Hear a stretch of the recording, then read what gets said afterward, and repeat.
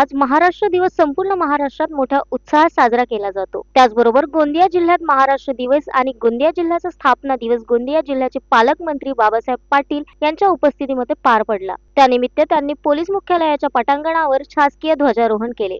यावेळी पालकमंत्री बाबासाहेब पाटील यांच्या हस्ते गोंदिया जिल्ह्यातील 24 अधिकारी व कर्मचारी यांना पोलीस महासंचालकाचे सन्मान चिन्ह प्रदान करून सन्मानित करण्यात आले।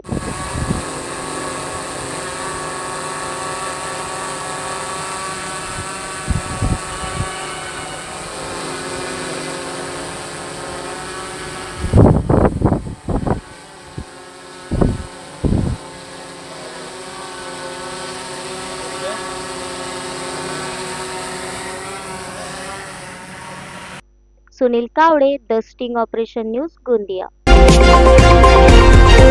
द स्टिंग ऑपरेशन न्यूज, सत्याचे दुसरे नाव, अन्यायावर लेखणीचा घाव।